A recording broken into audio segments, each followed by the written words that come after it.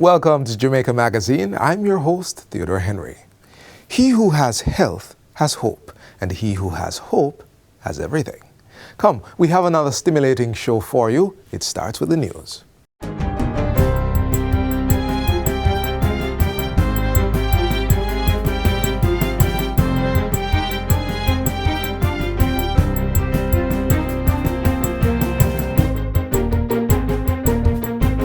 Good day, I'm Twyla Whelan, and this is your JIS News for Monday, February 19, 2024. Prime Minister Andrew Holness says the $40 billion Spark Road Rehabilitation Program will be administered in consultation with the public. We want the community to come together and help to make the determination as to which roads become priority. Because even with that, we will not be able to fix every road that is in need of repair.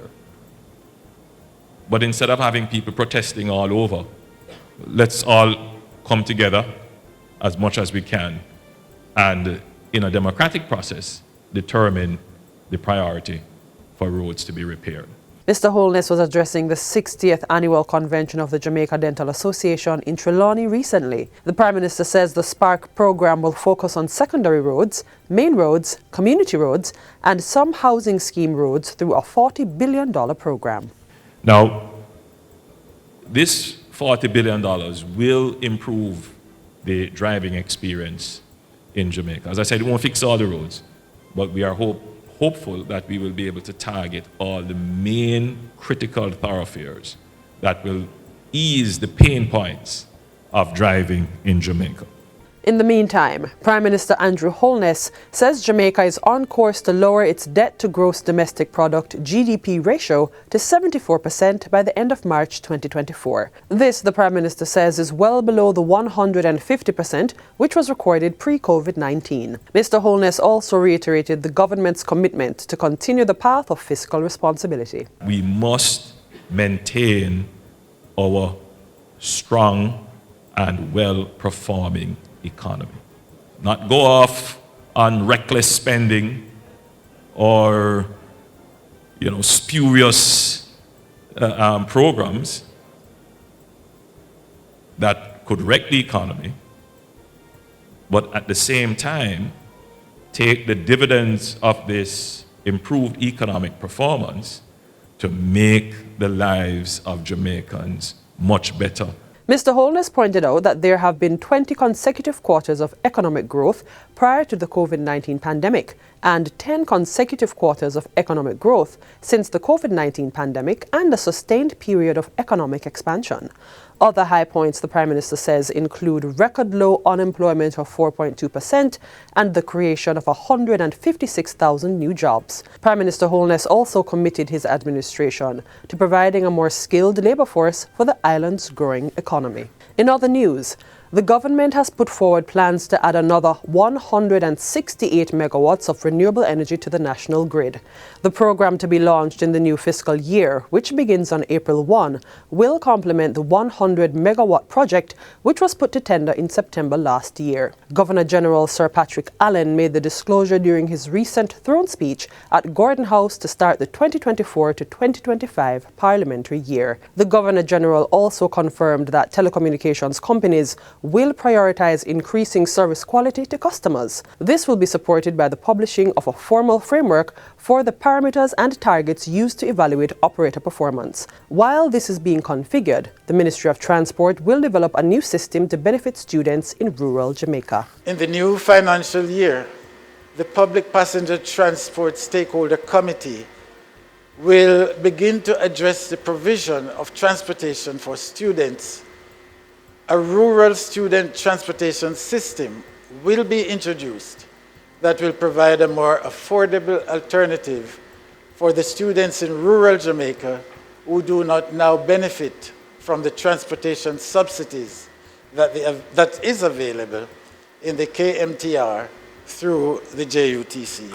And finally, Mount Ward Primary School in Hanover is the latest school to receive a water tank under the court's Ready Cash Corporate Social Responsibility Initiative. The donation brings to 4 the number of schools which have benefited. At the handover ceremony recently, Senior Education Officer for the region, Mrs. Jacqueline Brown-Gardner, said the tank will aid the 152 pupil institution as it generally needs 1,064 gallons per day to serve the students. The minimum water a child uses per day is 2 gallons. That's just to wash hands and drink water. Should they use the bathroom, it's now moved to 7 gallons per child per day. And we're not talking about using the bathroom more than once.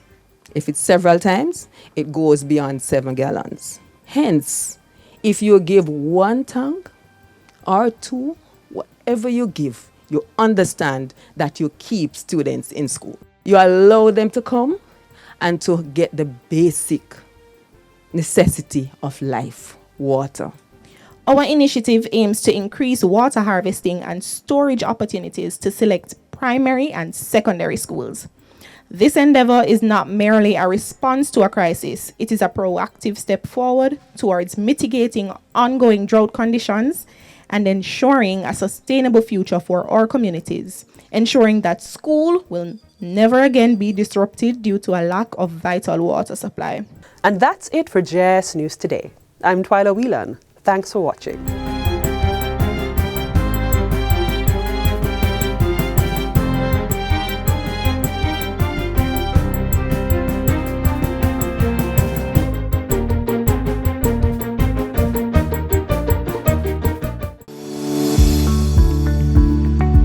Find out where you are to vote before Election Day. On Election Day, visit your polling station and listen to the instructions of the presiding officer. Remember to bring your new voter ID card. You may still vote without your ID card, but the process will be faster if you have it with you.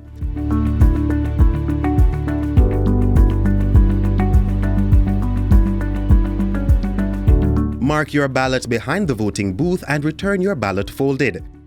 Once the counterfoil is removed, your ballot cannot be traced back to you. Dip your finger in the ink and watch as your ballot is deposited into the ballot box. Your vote is your voice. Make it count.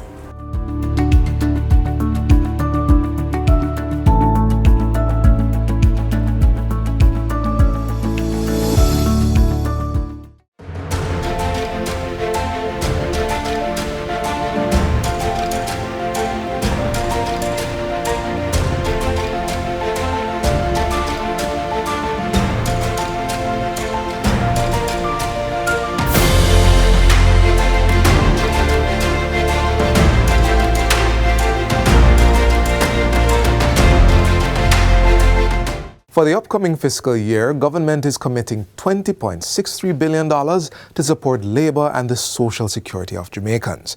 As we look forward to the expenditure plans for 2024-2025, let's pause to review some of the Portfolio Ministry's achievements from 2023.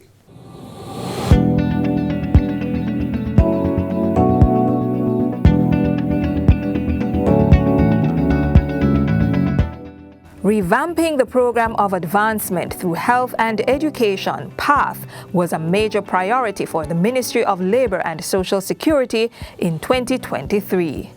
The reforms will include increased support for school attendance, access to quality educational resources, and vocational training, all geared towards breaking the cycle of poverty through knowledge and skill development. 2 technical working groups announced by the minister in September started reviewing the selection criteria and benefits as well as the general rules of the PATH program.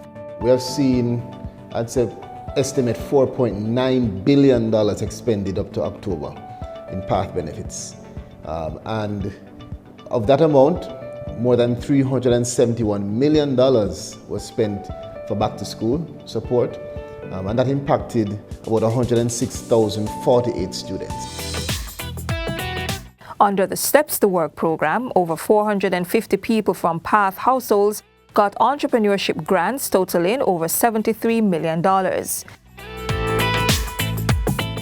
In June 2023, minimum wage earners got a 44% increase, the largest in the past 20 years.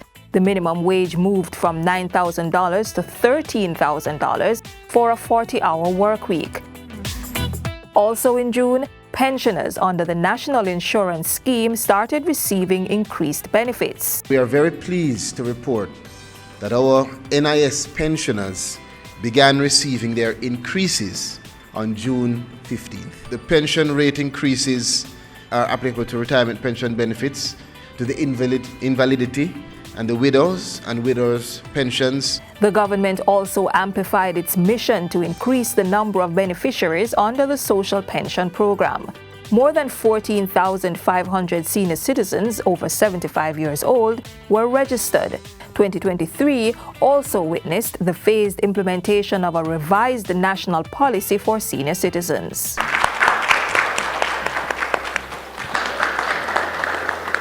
To see the launch of this disability accessible checklist truly is an achievement for us. It does not only address the physical environment, but it also addresses how we place information and how we communicate to ensure that all the different persons with disabilities have that access that they require. The launch of the Accessibility Checklist is not just an event. It is a beacon illuminating our journey towards a more inclusive society and the Jamaica that we all want. Over 3,000 children from 0 to 6 years with development disabilities received assistance through the Early Stimulation Program. In addition, we see where the Canadian Local Funds Initiative approved a grant of more than 24,000 Canadian dollars to expand the strategic engagement of rural women with disabilities in sustainable farming techniques. The Disabilities Rights Tribunal also became operational with the May 2023 announcement that Dr. Emile Lieber was chairman. In 2023, the Farm Work Program received special attention from the Ministry of Labour and Social Security. Over 8,500 workers were dispatched throughout the year. Minister Colonel Charles Jr. and his team visited several farms in the United States and Canada to examine the conditions under which workers are employed while taking steps to safeguard their well-being. Talks began on how to make the program more inclusive. We have already started to have positive conversation with some of the employers in Canada, some who are open to the prospect of inviting and welcoming persons with disabilities who still have the capability and the right attitude for them to get an opportunity to engage in a program like the Farm Work Program. Any youngsters out here are willing to go on the farm on this program, I will say yes, give it a try. It's definitely not bad. It's just you have to go and make some use of it. Another notable achievement, in February, the Jamaica Productivity Center attained Lead Auditor certification. This supports now the overall ISO certification for the Jamaica Productivity Center, which means that they are more well equipped to support within the ministry and outside of the ministry the quality management assessments that need to be done to ensure that we have the highest, most efficient productivity. Speaking of efficiency, plans were far advanced to roll out a web-based work permit system. The Ministry of Labour and Social Security in 2023, transforming lives by delivering world-class labour and social protection services.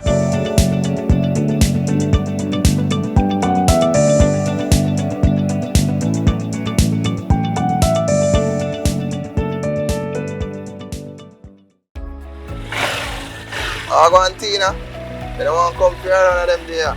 So what, you don't like bike man? Yeah, but man I like careless man. Where your helmet there? Bad man no real helmet, mama. Stop the foolishness. We have one friend dead. 3 with pin on them leg when rain fall. Them can't walk good. Yeah, me understand what you're saying. So what, you can't go for your ride weekend? Yeah, when you get helmet for me and you.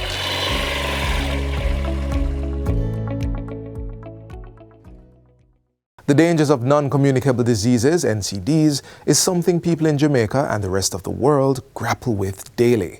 One sure way to stay ahead of this is to know what's in the foods you consume daily.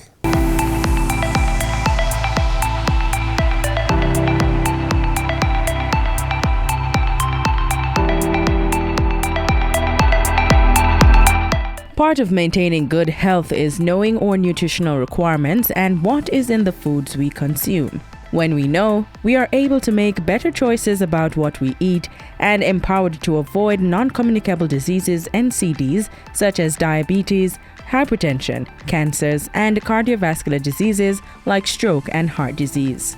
In recognition of this, the government encourages consumers to look carefully on the ingredients and nutrition facts labels on foods.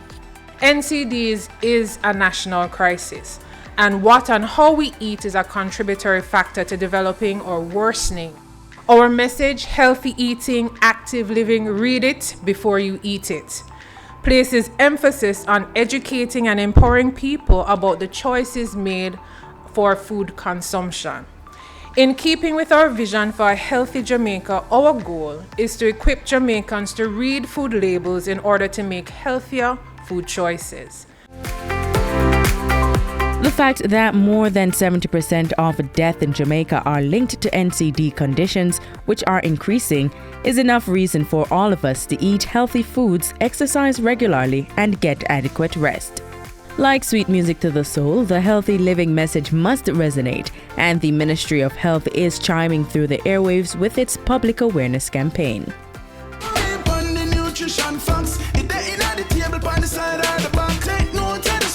Sugars and the fats by percent or less in upon the right track. You feel zoom in on the nutrition facts. It they in the table on the side or the back. Vitamins, minerals and vitamin 20% and more that good for you. You feel zoom in. Check the nutrition facts. You feel zoom in. Check the nutrition facts. You feel zoom in. Check the nutrition facts. Less sugar, less salt intake and less fat.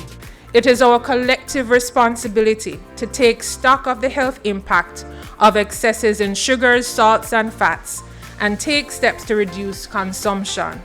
The Ministry of Health and Wellness, through the Nutrition Facts Panel media campaign, is fast tracking its response to the scourge of non-communicable diseases (NCD) by getting more Jamaicans to zoom in on what's in their food. The campaign is a collaborative effort of the Ministry of Health, the Heart Foundation of Jamaica, National Health Fund, and the Jamaica Association of Professionals in Nutrition and Dietetics. I think this is a great start, and it supports the other things that we're doing, like school nutrition policy, the physical activity program, the elimination of trans fats, and so on. We have to see it all related and linked and make the push to get it working. Preliminary findings of a recent baseline evaluation survey for Nutrition Facts Panel Education campaign show that while 70% of Jamaicans have a general awareness of Nutrition Facts Panel and 69% express a positive attitude towards them, only 30% are able to accurately interpret and apply the information on them. Ingredients on food labels are listed from the greatest to the least amount of nutrients. Pay attention to things like fats, sodium, and sugar, of which you are to consume a percentage daily value of 5% or less. Keep these in mind as well. The general daily limit of added sugars is 6 teaspoons or 24 grams for women and children, while for men it's 9 teaspoons or 36 grams. Your fat intake should be 6 teaspoons or 30 grams, including 13 grams for saturated fat. The general daily limit for sodium is less than 1 teaspoon or 20 grams. It's also recommended that we reduce consumption of foods that have a percentage daily value greater than 20%. Choose foods that are high in dietary fiber, minerals such as iron, calcium, magnesium, and potassium, and vitamins. Go for products with percentage daily values greater than 20% for these nutrients. It is important that Jamaicans learn to read and interpret the Nutrition Facts Panel with its information on serving sizes, calories, nutrients, and percent daily value for the individual intake. This will empower people to choose foods that allow them to maintain energy and the appropriate nutrient requirements, particularly sugars, salts, and fats. So, next time you go shopping, remember to read it before you eat it. And don't just read it, do so and make the best nutrition choice for your good health.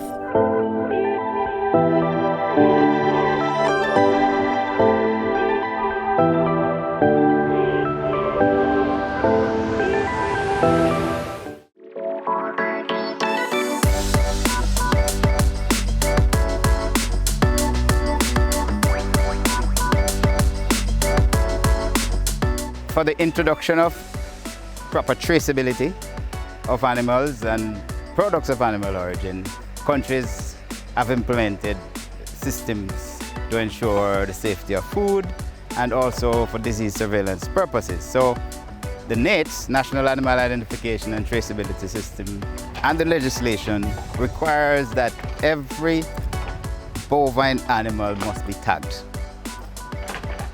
And it also requires that if an animal is being sold, it must have a cattle passport and it must be fitted with a NATS tag in both ears. So anyone engaged in the sale of cattle, they would have committed an act against the law if the animals would not have been properly tagged and issued with a passport.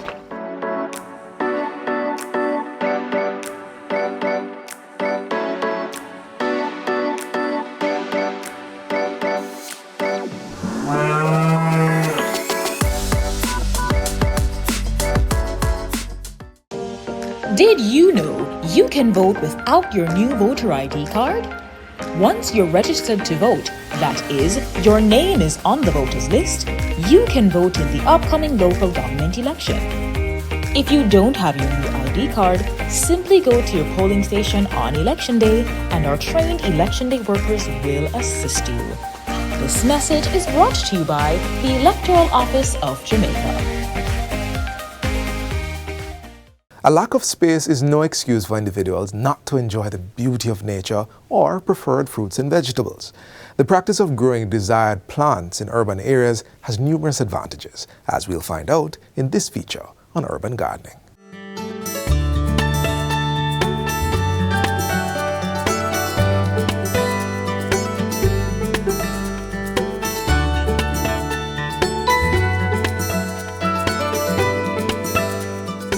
Urban gardening is the cultivation of vegetables, fruits, aromatic plants, and herbs in an enclosed space or your backyard. It's an ideal way for those with little space to participate in the process of food production, saving money while feeding themselves. Practical application is one of the best methods of imparting new knowledge. The Jamaica 4-H Clubs ran with that concept when it set up an urban garden display project at 123 Duke Street in downtown Kingston. This project was born out of the COVID pandemic, where we recognize that food production has to become everybody's business. Traditionally, most of our food in Jamaica is cultivated in rural areas. We believe that even if you are in a dormitory community without land space, we believe that there's still an opportunity for you to produce. In this urban model, you would realize that we are demonstrating how you can do air planting, how you can do planting on your fence line, how you can produce food in different medium. And so we are utilizing a fully integrated approach from collecting your own water, by generating your own nutrient within the urban garden model setting to be able to produce the food that you will eat. There are a few vital things that plants need to grow. These include sunlight, proper temperature, moisture, air, and nutrients.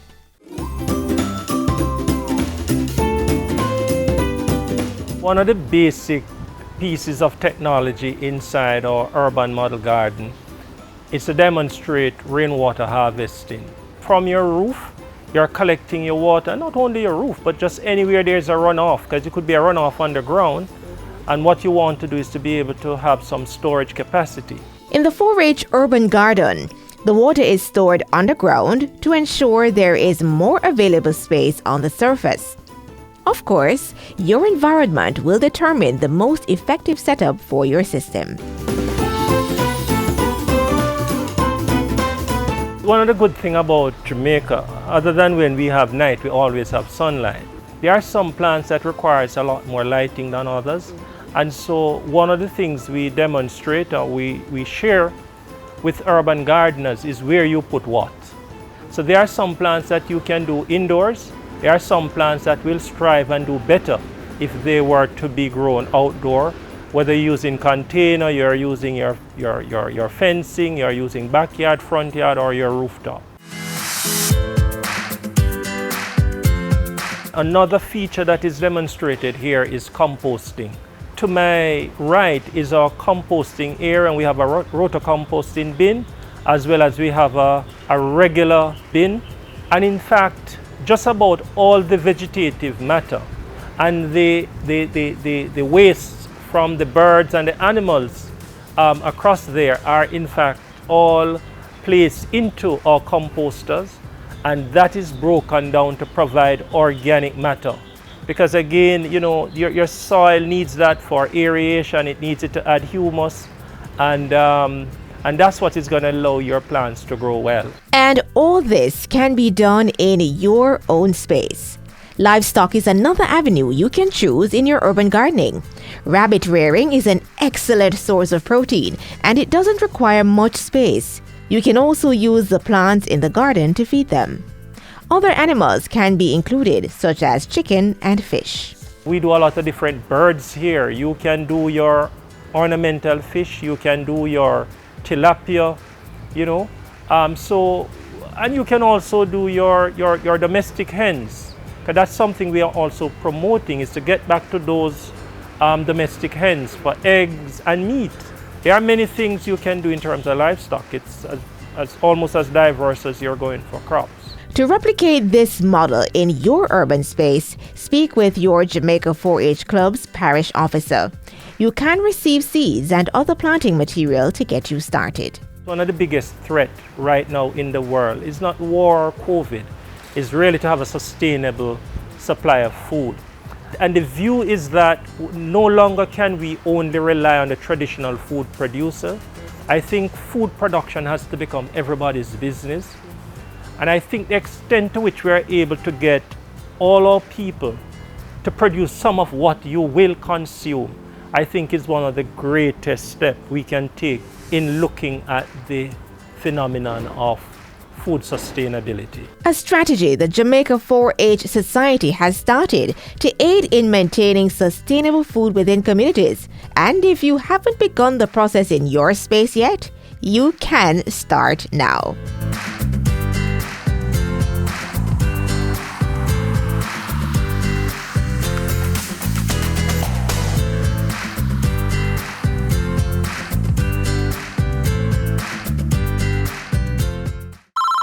Calling all creators, join the JIS Creators Challenge. We want to see your unique perspective on why you love Jamaica. Whether it's through a Jamaican adventure, arts and craftsmanship, or Jamaican cuisine. With party lifestyle or a celebration of our Otamaniwan people culture. Unleash your creativity in a video 1 minute or less, showcasing why you love Jamaica. Upload your video to your socials and tag JIS by March 8th. Follow us on all our platforms for more info on how to enter and prizes to be won.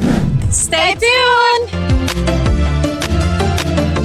Thank you for being with us on Jamaica Magazine. Join us again tomorrow for another interesting journey. Of course, you can visit our website, jis.gov.jm, for more news you can use. On behalf of the entire team, I'm Theodore Henry. Thanks for watching. This has been a production of the Jamaica Information Service, the voice of Jamaica.